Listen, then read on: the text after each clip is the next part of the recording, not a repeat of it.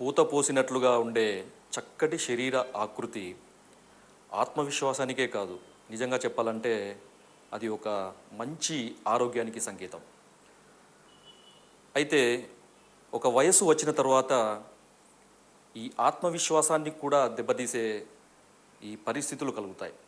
అది ఎలాగంటే చిన్నప్పటి నుంచి మంచి శరీర ఆకృతిని నియంత్రించుకుంటూ ఒక వయసు వచ్చిన తర్వాత వ్యాపారాల వల్ల, వృత్తుల వల్ల, చదువుల వల్ల, ఇతర బరువు బాధ్యతల వల్ల ఈ శరీరాన్ని సరైన రీతిలో పట్టించుకోకపోవడం వల్ల కొన్నిసార్లు శరీర భాగాల్లో కొవ్వు ఎక్కువగా పేరుకొని పోతుంది.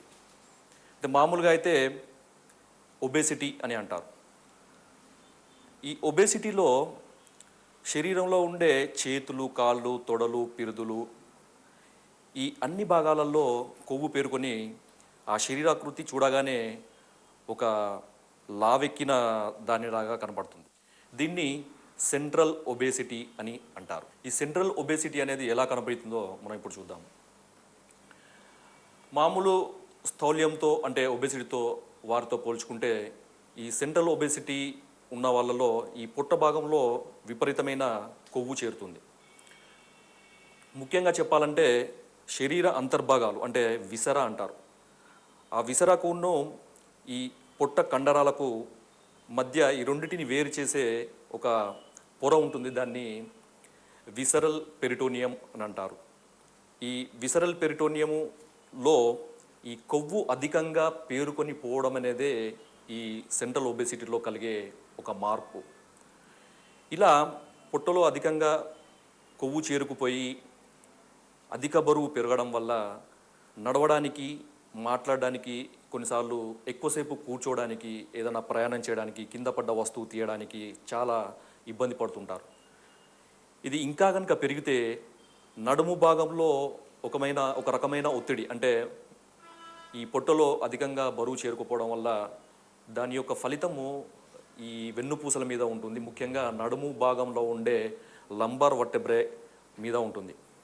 కాబట్టి సహజంగానే దీన్ని కంపెన్సేట్ చేయడానికి నడుము యొక్క భాగంలో తీవ్రమైన ఒత్తిడి కలుగుతుంది. తద్వారా నడుము నొప్పి వచ్చే అవకాశం వీళ్ళలో ఎక్కువగా ఉంటుంది. అదేవిధంగా రిస్క్ ఫ్యాక్టర్స్ కనుక చూస్తే ఈ సెంట్రల్ ఒబేసిటీ ఉన్న వ్యక్తులలో కార్డియోవాస్కులర్ డిసార్డర్స్ అంటే గుండె, రక్తనాళాలకు సంబంధించిన వ్యాధులు ఎక్కువగా వచ్చే అవకాశం ఉంది. మిగతా ఒబేసిటీ లేదా మిగతా వ్యక్తులతో పోల్చుకుంటే ఈ కార్డియోవాస్కులర్ రిస్క్ ఫ్యాక్టర్ అనేది 40% ఎక్కువగా ఉంటుంది. అదేవిధంగా హైపర్ టెన్షన్ అంటే అధిక రక్తపోటు, దాంతో పాటుగా టైప్ 2 డయాబెటీస్ అంటే నాన్ ఇన్సులిన్ డయాబెటీస్ ఇలాంటి వ్యక్తులలో ఎక్కువగా వచ్చే అవకాశం ఉంటుంది. ఈ సెంట్రల్ ఒబేసిటీ ఎలా ఉంటుందో మనం ఆ వ్యక్తిని ఒక పక్క భాగం నుంచి కనుక పరిశీలిస్తే ఇలా పుట్ట ఉబ్బెత్తినట్టు ఉంటుంది. ఈ రకమైన సెంట్రల్ ఒబేసిటీని యాపిల్ షేప్డ్ సెంట్రల్ ఒబేసిటీ అంటారు. కొంతమందిలో ఈ పొట్ట భాగంలోనే కాకుండా నడుముకి ఇరుపక్క భాగంలో, వెనుకాల భాగంలో, తొడల భాగంలో కూడా కొవ్వు పేరుకొని ఈ రకమైన మార్పుల వల్ల ఒక ప్రత్యేకమైన ఆకృతి కలుగుతుంది. దాన్ని పియర్ షేప్డ్ సెంట్రల్ ఒబేసిటీ అంటారు. ఈ సెంట్రల్ ఒబేసిటీ అనేది ఆడవాళ్ళతో పోల్చుకుంటే ఈ మగవాళ్ళలో ఎక్కువగా ఉండే అవకాశం ఉంది. ముఖ్యంగా దీనికి కారణాలు కనుక చూస్తే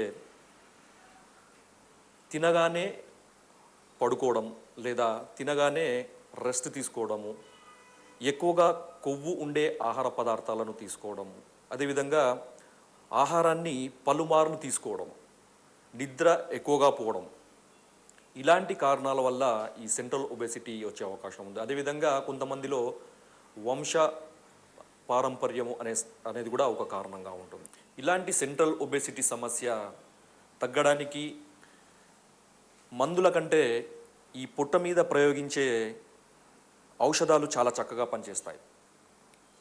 అలాంటి వాటిలలో ఆయుర్వేద శాస్త్రకారులు ప్రత్యేకంగా దీని గురించి ఫార్ములేట్ చేసిన ఒక ఔషధము, చాలా అద్భుతంగా పనిచేసే ఔషధము బృహత్ సైంధవాది తైలం. ఈ బృహత్ సైంధవాది తైలాన్ని ఎలా తయారు చేసుకోవాలి, దీనికి కావలసిన మూలికలు, ఇతర పదార్థాలు ఏంటి అనేది చూద్దాం.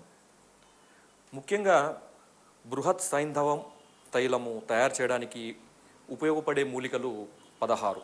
వాటిలలో మొదటిది సైంధవ లవణం, రెండవది బిడా లవణం, మూడవది సౌవర్చ లవణం, నాలుగవది సర్జాక్షారం, చెంగల్వ కోష్టు, పుష్కరమూలము, శొంఠి, పిప్పళ్ళు, గజపిప్పళ్ళు, మిరియాలు, అజామోదము, ఓమ, దుంపరాశ్రము, వచ, అతిమధురము, బద్దసోంపు, ఈ విధంగా 16 రకాల మూలికలను ఒక్కొక్కటి ప్రత్యేకంగా 2 తులాల చొప్పున తీసుకోవాలి. అంటే మొత్తం వీటన్నిటిని కలిపితే 320 గ్రాములు అవుతాయి. వీటన్నిటిని ప్రత్యేకంగా విడివిడిగా చూర్ణం చేసుకొని వీటన్నిటిని కలిపి, అంటే వాటిని తగినంత నీటితో చేర్చి ముద్దలాగా చేర్చి పక్కకు పెట్టుకోవాలి. దాని తర్వాత ఒక వెడల్పాటి లోతైన గిన్నెను తీసుకొని దాంట్లో ఇంతకుముందు మనము కలిపిన ముద్దను దాంట్లో వేసి దానికి 1200 మిల్లీ లీటర్ల ఏరండ తైలం, అంటే దీన్నే ఆముదము అని కూడా అంటారు, 1200 మిల్లీ లీటర్ల ఆముదాన్ని వేసి దాంతో పాటుగా 1200 మిల్లీ లీటర్ల బద్ద సోంపు కషాయం కూడా వేసి అదేవిధంగా ఒక 2400 పులిసిన గంజి, 2400 పెరుగు మీది తేట, వీటన్నిటిని కలిపి సన్నటి మంట మీద ఈ ద్రవ పదార్థమంతా ఆముదము అంటే ఏరండ తైలంలోనికి ఇంకిపోయే వరకు కాచాలి. ఈ విధంగా కాచిన తర్వాత దాన్ని ఒక వస్త్రం ద్వారా వేరే గిన్నెలోకి వడకట్టుకొని అది చల్లారిన తర్వాత ఒక సీసాలోకి భద్రపరుచుకుంటే మనకు చాలామందిని బాధించే ఒక అతి ముఖ్యమైన సమస్య ఈ సెంట్రల్ ఒబేసిటీకి చక్కటి ఔషధం తయారైనట్టే. ఇలా తయారైన ఈ బృహత్ సైంధవాది తైలాన్ని ఎలా వాడుకోవాలి? ప్రతిరోజు దీన్ని తగినంత, అంటే మన అరచేతిలో ఎంతైతే పడుతుందో అంత తైలాన్ని తీసుకొని ఈ పొట్ట మీద క్రమ పద్ధతిలో, అంటే క్లాక్ వైజ్ డైరెక్షన్లో ఒక 15 నుంచి 35 నిమిషాల పాటు కంటిన్యూస్గా, అంటే క్రమం తప్పకుండా ఒకే రీతిలో మసాజ్ చేసుకుంటూ ఉండాలి. ఈ విధంగా ఉదయం ఒకసారి, వీలైతే సాయంత్రం ఒకసారి, ప్రతిరోజు తప్పకుండా కనుక ఈ తైలంతో మర్దన కనుక చేస్తే అద్భుతమైన ఫలితాలతో ఈ సెంట్రల్ ఒబేసిటీ తగ్గి శరీరం తేలికగాను ఆశ్చర్యకరంగాను మారుతుంది. ఆత్మవిశ్వాసం కూడా పెరుగుతుంది.